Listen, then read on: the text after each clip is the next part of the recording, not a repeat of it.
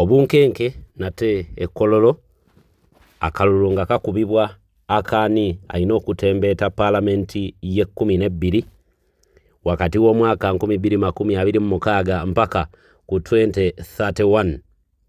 Nkerettanyi ebigambo byayogedde ogwana naawe obyewulireko.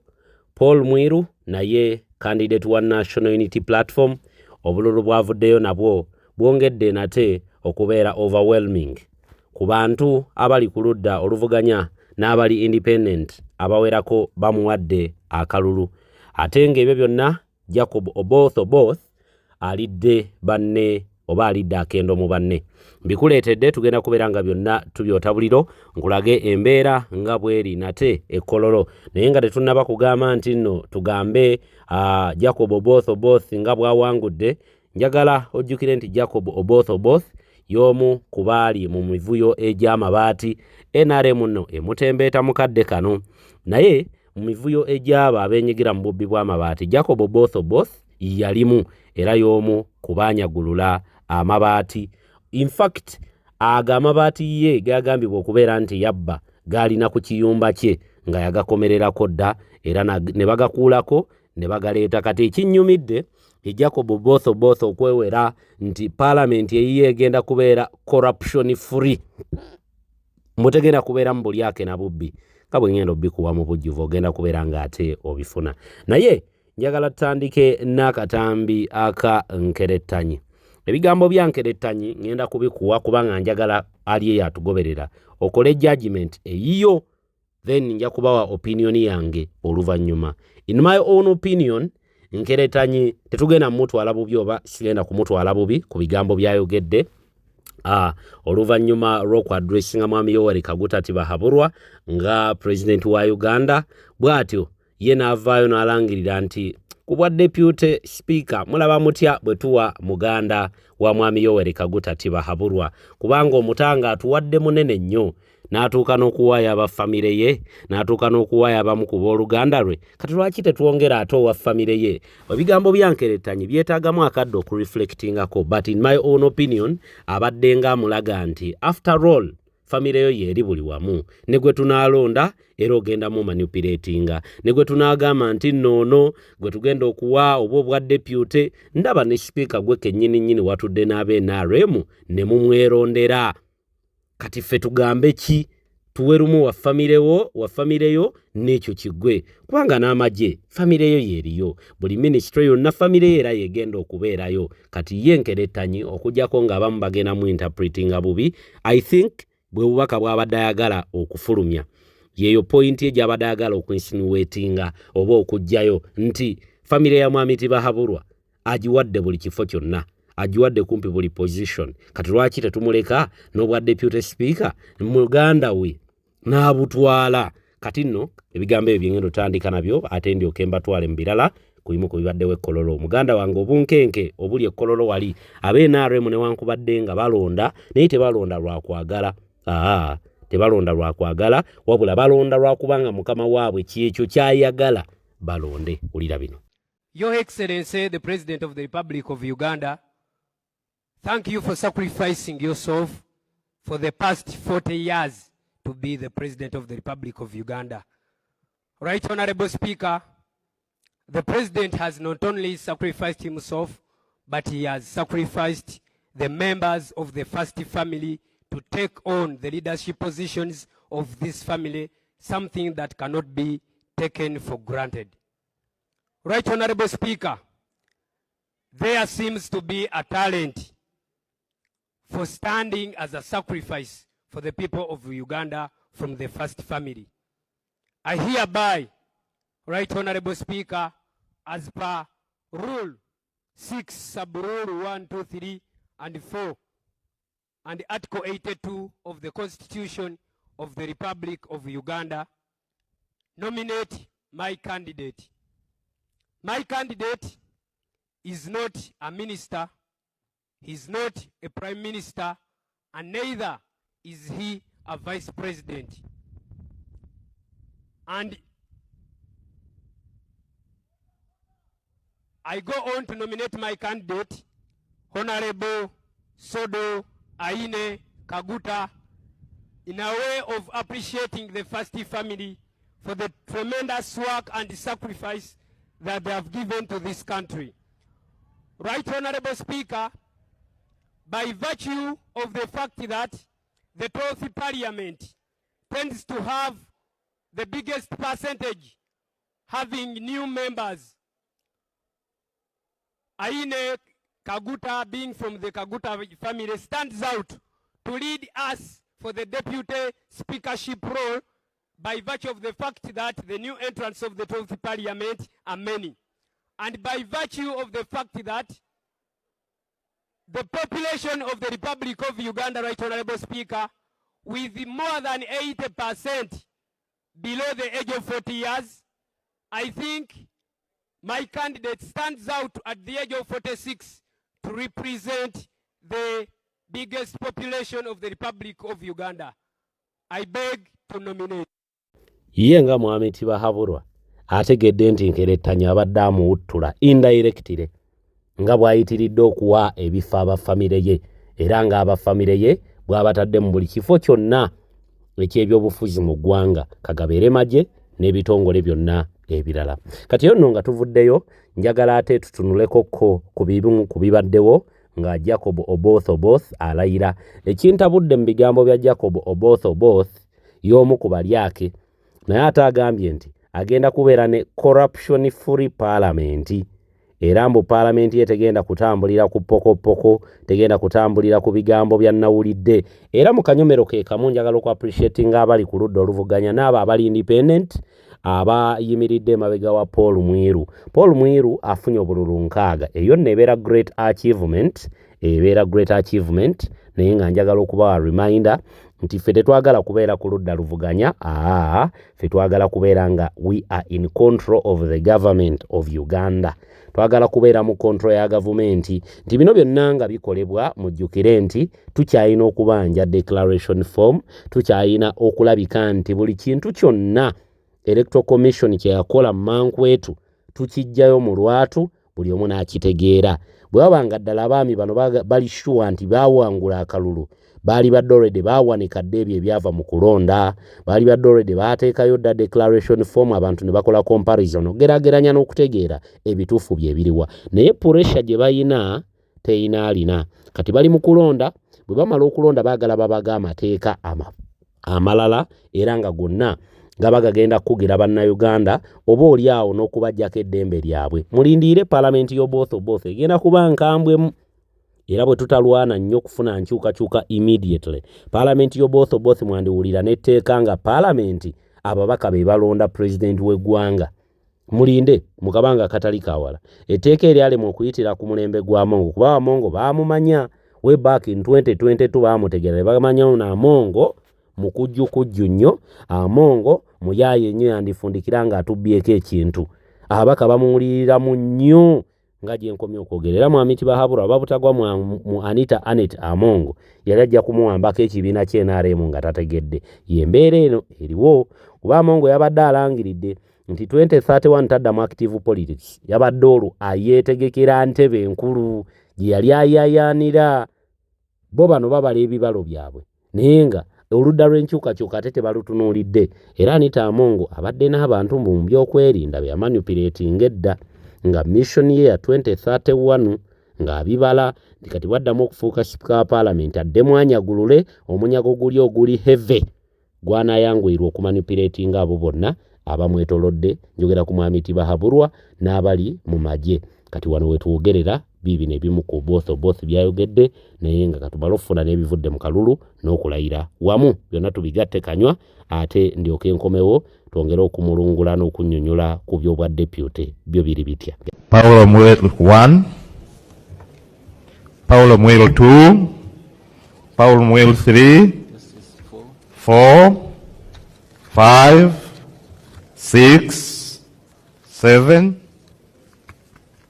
8, 9, 10, 11,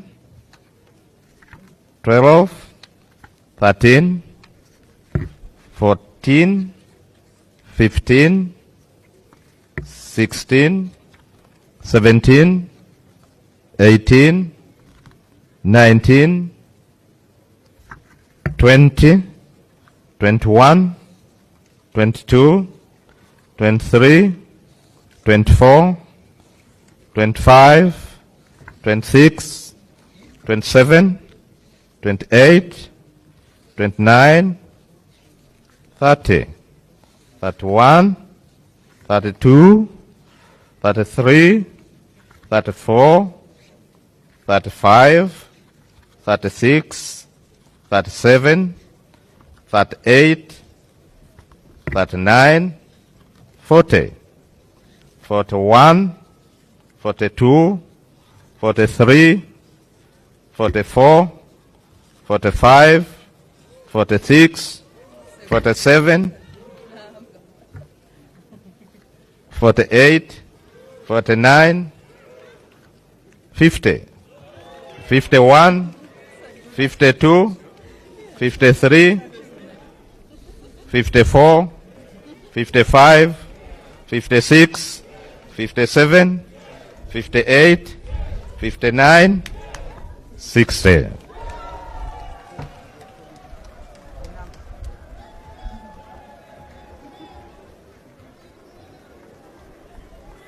I therefore declare Honorable Oboth Maxon Jacob, who has obtained the highest number of 441 votes cast, as the Speaker-elect of the 12th Parliament.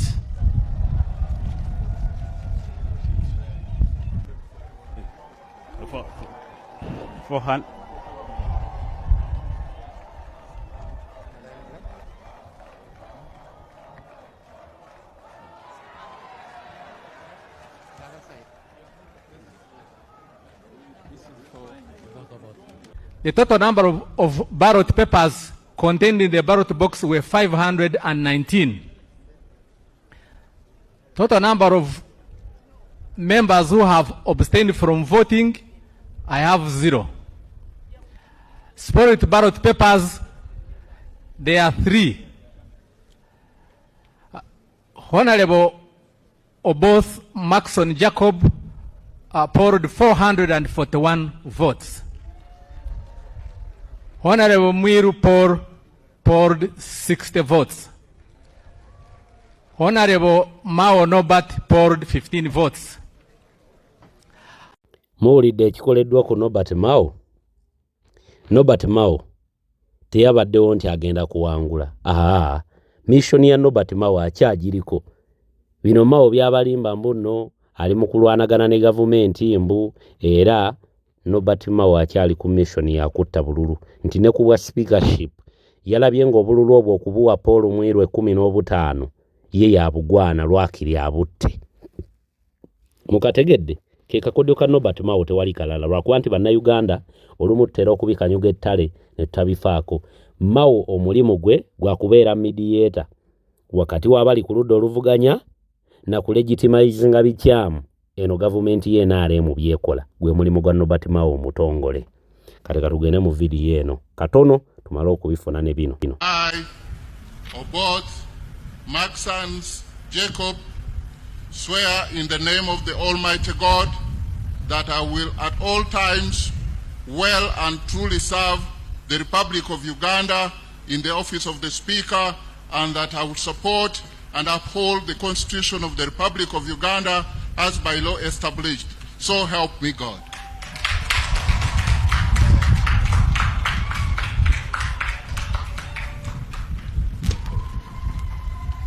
I pledge a corruption-free parliament. Under my leadership, we will cultivate a culture of absolute integrity and zero tolerance to corruption, anchored in President Museveni's clarion call for corruption-free parliament in the next 5 years. Accountability begins with us. In the next 5 years, we will hold the executive and other government bodies accountable. But we must start with ourselves. As they say, charity begins at home. We cannot hide from accountability of government resources, yet we expect it from other agencies and departments. That will not work. 3, evidence and research-based debates. Under my leadership, the floor of Parliament will not be a theater for hearsay or grandstanding. Our debates must be grounded in hard facts, data, and sound research. We must be fair and objective to others as we play our oversight function. 4, a people-centered Parliament. Under our leadership, every bill, every motion, every decision must directly answer to the needs of the ordinary citizen. 5, result-based appropriation. Under my leadership, budgeting will no longer be an exercise in financial engineering and distortion. It will be a service-oriented, results-driven endeavor to deliver services to our people. 6, an open Parliament. During this term, let us appreciate that unobjective and ethical media are not our enemies, but the public's eye and ear. We must maintain a transparent, decent, and open Parliament. When we close our doors to the media, a negative perception is generated. If we are clean and doing a good job, why hide? I will encourage a professional and robust relationship with the press at all times in order to bridge the gap between the House and our people. And lastly, on that pillar, proactive oversight. Under my leadership, Your Excellency, the oversight function should not be a post-mortem. We need not wait for public funds to be lost. Our committees should be facilitated to work, to monitor, intercept, and protect resources in real time in order to propel every effort geared towards the tenfold growth. Honorable members, I invite you to embrace these 7 pillars to regain the public trust. As I conclude, I appeal to our technical team led by my senior brother and fellow land friend, Honorable Besigye Kasaja, the Clerk of Parliament, for their support. I promise to treat each one of us with fairness as we embark on working hard to harness the public trust, but know that we will require some rapid, highly visible, and structural changes to be made. Your Excellency and honorable members, my final promise to you gathered here today and all Ugandans out there is that I start this new responsibility as Speaker. I will remain the same Oboth, not changed by the grandeur or majesty of a powerful office of the Speaker. Let us all serve the Parliament of the Republic of Uganda with humility, modesty, and dignity. Let us serve all Ugandans with respect and honor. I thank you. God bless you all, and may God bless the Republic of Uganda. Let me hope ebigambo ebyo nga bwabirayidde mu kabanga kagenda okubeera nga yakulembera Parliament akatali kanene anaabikuuma kuba ndi mumativu nti enkyukakyuka eri underway, enkyukakyuka eri ku mulyango ekonkona, era bonna be mulaba balayidde olunaku lwaleero kabanga katono nnyo abeetaaga okuggibwawo mu bifo ebyo bajja kuggibwawo. Gavumenti bw'ekyuka bingi ebikyuka ne leadership ekyuka, kati kyobeera ng'okimanyi mu mutwe gwo nti omulimu ogwaffe newankubadde nga bino weebiri tubiraba era bikolebwa, omulimu ogwaffe gwakulwana kulaba nti gavumenti ekyuka. Ebyo nno nga tubitadde ku mabbali, njagala nate kutwala mu katambi kalala. Byonna byenkuleetedde mu vidiyo eno biri kololo. Oboth ava okulayira mu corruption free parliament, njagala nkuwa ebimu ku byafaayo bye katono nnyo NRM eri mu mutembeeta. Ulira muganda affe byayogera nkomewo. Kati olwaliro batijjukana ne Oboth era nalabye nga bamuwaana. Mukwata Anita amungi nti ali mu corruption scandal. Oboth gwe mwagala okuleeta ali mu mabaati saga y'omu ku babba amabaati. Kino si kyange, but it is on record. Oboth is among the people or the government officials who also took the iron sheets. So What corruption are you fighting? And yet you're bringing another corrupt fella. I saw Odongo Oto. Omanyi, guys, let me teach you something about these political scavengers. Odongo Oto is fighting to be given a position in the government of NRM. Omanyi kati ena kunaita ina milimu. Chizibu chaba abasajja, you were in parliament for almost 15 years. Na yo olwaliro nawo olinga YouTuber. You are like a TikToker. You are nowhere to be established. You're just there. Kati ne mulaba wogana kati aina akantu kabadde abakuba lero code gye mbadde ndaba namwe mu sharinga abadde yeyogeza mbo right now omanyi omuntu omuyaye n'omufere ajja ali serious indati bwaba alimba tolaba nnyo side ye nti mulimba nti aina kyayagala Odongo otakugambye nti you cannot say you are going to arrest Anita Among and you leave Tayebwa. Ekyo tukimanyi. Kati naleta mu kadi ya tribalism. Naye mujjukire Odongo Oto y'omuku eyayimirira na jerega Abaganda ku time ya Kyagulanyi. Alowooza nti twerabira. Alowooza nti tuli basiru twerabira. Ekirala Odongo Oto abadde agezaako okulaga nti Tayebwa ayina okukwatibwa talina na kwesembereza Oboth. Mbu Tayebwa ye mubi nnyo kati Oboth tamwogera ko manyi lwaki. One, buli muntu ebiseera ebisinga omusaayi gusika. Odongo Oto alimu wa northern no Oboth kati Odongo Oto abadde akuleetera okulowooza nti era akugambye n'okugamba nti why should it be only people from Banyankole simanyi biki naye ng'ayogera bw'atyo bwe yali mu gavumenti bw'abadde akyafuna omusaala ng'ebyo tabyogera. They are looking for jobs. Ne bolaba mukyaze ennaku zino ne babakyaza abo bonna basikima abo bonna bafere. They are fake politicians.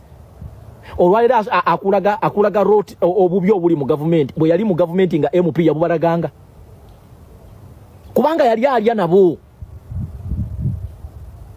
Wali wagambye is from eastern ne north kachogamba mu eastern gye bali tewali bateeso. Tewali bateeso. Tewali bateeso gye bali. Gwe tosobola kuŋŋamba mbu olwaliro oleeza Oboth. Gwe tumanyi nti naye abadde mu sikando y'amabaati. Munnaabwe Mugisu munnange Agnes Nandutu ali Luzira aluma kawunga. Right now aba abantu ababiri bagenda okwenda osinga leero by NRM beetaaga kubeera Luzira. Beetaaga kubeera Luzira mu government yetegeera singa tubadde ne system ng'efightinga corruption. Both the deputy speaker Tayebwa and this one they both bandi badde Luzira. Kubanga bonna babadde mu gundi ez'enjawulo. Gwotosobola kuŋŋamba olwayo nti Anita Among bamukute ne bizibiti ebyo byonna mbokakati ye Tayebwa ali innocent. Oboth gwe mwagala okuleetanga speaker ayina record. Yenyigira mu nguzi, yenyigira mu bulyake, yenyigira mu corruption ey'okubba amabaati. Ekyo tekikuwaayiriza kiri on record. He was among the officials who took the iron sheets which were meant to be for Karamoja relief. And to confirm this, if this government was going to fight corruption, it would help us and put Oboth in prison. Just like Agnes Nandutu is in prison. Now, like today, I'll give you an example. Agnes Nandutu is in prison. Kasaija is out. And yet he also took the iron sheets. Nabanja is out. Nenga naye yatwala ku mabaati. Era kyobola we natwide bano mbusimanyi we are fighting corruption. You cannot fight corruption. NRM is built on corruption. The day you wake up and say you're removing corruption from Uganda, NRM will be normal. Webale nnyo comrade. Ebintu ebimu bwe tubyogera abamu baluyita luyimba nti gundi wakyogera luli ne kati okiddamu. Well, comrade akyogedde naye. NRM bwe bulyake. In fact, obulyake ne NRM ba Luganda tobaawula. Wolaba obulyake labawo NRM. Wolaba NRM obulyake bubaawo. Kati yenna ajjanga yeewera ngenda lwanagana n'obulyake nga wa NRM abaatulimbye. Kuba bwetoololedde mu bo be babukulembera era be babuliidinga mu buli kimu. Katugende mu video eno mfundikire tambudde ne Sheikh Ashraf omulombi w'edduwa munoonyeko enamba yo eri awo gwe naine embeera muyita etali nnungi akulombera edduwa embeera ejja kubeera nga ateefuuka maliraadi. Kano kalango kanjawulo. Gwe wenna ng'oyaayaanira era ng'oyagala ku ttaka, ettaka nno nga ddeneko, kulimirako, teekako maka, kolerako kampuni, faamu n'ebirala. Waliwo eka 75 ku luguudo olwa Hoima Road. Noonyaako enamba yange weeri awo ku mukono gwa ddyo, waliwo enamba 2 londakemu onkubireko okumanya ebikwatagana ku ttaka eryo. Nkiddamu, waliwo eka 75 gwe wenna ng'oyagala faamu abali ebweru w'eggwanga, buno obubaka butera kuba bwammwe abali wano e Uganda, ng'owulira nti gwe okooye ekibuga ku Hoima Road waliwo ettaka mu bunene obwo bwe nkugambye, noonyaako kyapa mu ngalo ogula lyonna lumu mafwaya, otandike nate okutetenkanya eka 75 kyapa mu ngalo. Awo nno ojja kuba weefunidde ettaka private Mailoland, kyapa mu ngalo, ojja kubanga obulamu bukunyumira. Kakati tugenda kugenderawo mu vidiyo eno, naye gwe wenna yali agadde okumanya ku bikwatagana ku ttaka eryo, noonyaako ku nnamba 2 awo ku mukono gwa ddyo, nkubiraako online oba direct, nja kuba nkunnyonnyola ebikira ku ebyo, oba oli awo n'okutuukayo ku ground otuukeyo. To the nomination.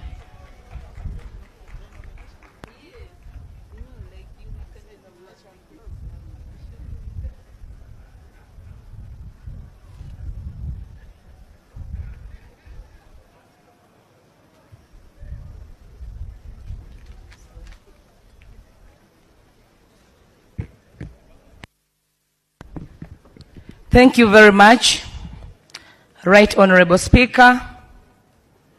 Congratulations. Thank you very much, dear Honorable Members of Parliament.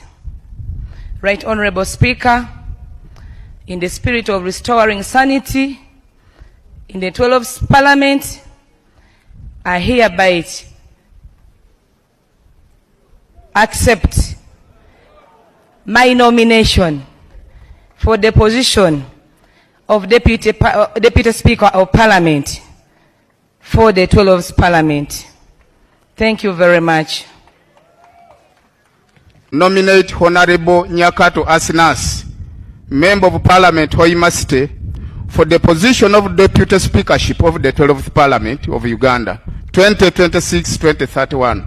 I beg to nominate. Right Honorable Speaker, allow me give a brief statement to the nomination mentioned above. Honorable Nyakata Asinas is pure.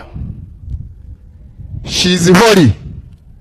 She is absolutely white.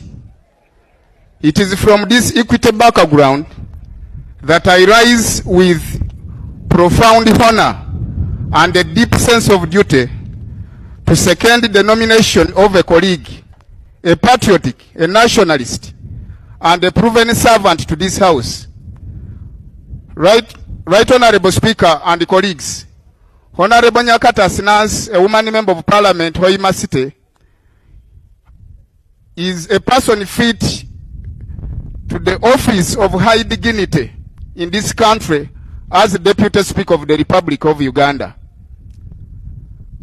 Honorable members, election defines institutions, but leadership defines legacy. Today this House has a chance to choose not just a unique presiding officer, but a custodian of its dignity, a defender of its independence, and a driver of its purpose. That personality is practically observed in the Right Honorable in the member of Parliament I'm nominating for Deputy Speakership. Members, allow me present to you a case of Honorable Nyakato Asinas, whose record speaks louder than any other factor as mentioned. Competence. Honorable Nyakato Asinas is a competence forged in experience. He is not a stranger to this house. This is a second time of her service in Parliament, with resilience as exhibited from the people of Hoima who have elected her to the second term of service to this house. She has a distinguished character. She is eloquent, resourceful, and of sound mind. Before she was elected as a member of Parliament, to hold this badge, she served as a policy analyst to this very house. She has served as a shadow minister for energy and mineral development, and also as a shadow minister for agriculture. The good Honorable Nyakato Asinas stands the atomy of Parliament, its rules, its commitment with the committees and its bottlenecks, not from theory, not even from service, but all considerations. Honorable Nyakato Asinas is a product of Kitara Secondary School and Mandela Secondary School, where he attained her certificate of education and higher and advanced certificate of education as she's a distinguished alumni of the Uganda Management Institute, where he earned a bachelor's degree in social administration and a postgraduate diploma in public policy and management. Honorable members, the person I present before you, Honorable Nyakato Asinas, has equally earned a postgraduate diploma in project planning and management and a master's in project planning and management from Kampala International University. Honorable Nyakato Asinas obtained a master's degree in public policy and governance from Uganda Management Institute and is now a candidate of PhD degree in the University of Cape Town. She is therefore not only learned but also fit for purpose and committed to the discipline thought that this house would possess. Honorable members, as we focus for a vision of an independent parliament, right honorable speakers and colleagues, the doctrine of separation of powers is not a suggestion, but rather a constitutional demand. Under Honorable Nyakato Asinas' stewardship as a deputy speaker in this house, will jealously guard its independence from executive and judiciary dictatorship and interdictions or elsewhere. Honorable Nyakato Asinas will ensure that the different portfolio in Parliament are streamlined and work independently, free from overlap, interference, and any paralysis that would affect the performance of this house and any other business. Honorable Nyakato Asinas believes as much as is not only a member to this house, but a committed servant of God, and therefore fit for purpose to streamlining the dignity and the integrity of this house. Right honorable speaker and colleagues, Parliament works for the people. For so long, as a member of Parliament, and as colleagues you can observe, our constituents have asked us for so long, what does this Parliament do for us? Honorable Nyakato Asinas is the answer to this simple question. Parliament must be people-centered, and in the spirit of Article 1 of the Constitution of the Republic of Uganda, she is committed and a defending candidate fit for this purpose to service the interests of Ugandans. Right honorable speaker and colleague. Parliament that sits in dignity, debate, and the glory also glorifies the people, the electorates, and the taxpayers' money can be saved. Right honorable speaker, as I wind up, the honorable member of Parliament I'm presenting before you for this higher office, she has no any blemish on her integrity, and her leadership leads by example. She's a member of 2 times in this house, where the public trust in institution of Parliament is declining, Honorable Nyakato Asinas is the answer for this, to reclaim the glory of Parliament. In conclusion, Right Honorable Speakers and members, as I conclude, I have a clarion call to this House. Honorable members, today we are not electing the Vice Speaker, but we are electing the Deputy Speaker who will work interchangeably with the Speaker elected. We are not electing the whips for different parties, but we are rather electing the Speaker of the members of Parliament in line with the interests of the people of Uganda. To my colleagues in NRM, you seek a Deputy Speaker who will protect the dignity of government business while defending the integrity of this House. Nyakato Asinas is a bridge. My brothers and sisters from the opposition, you seek a presiding officer who will guarantee you right to speak, to dissent, and to be heard without fear or favor or any other interference. Honorable Nyakato Asinas is the answer to this. Honorable members, as I wind up, Honorable Nyakato Asinas is not the candidate of a region or a party. A minute, Right Honorable, and I wind up. You've used about 5 minutes out of 3. I therefore call upon each of you, members of the opposition, members of the NRM, members of the independent, and any representative members of special interest groups, to vote consciously while in consideration of the interests of the people you serve. And this is the answer as to why I front Honorable Nyakato Asinas. I second her nomination.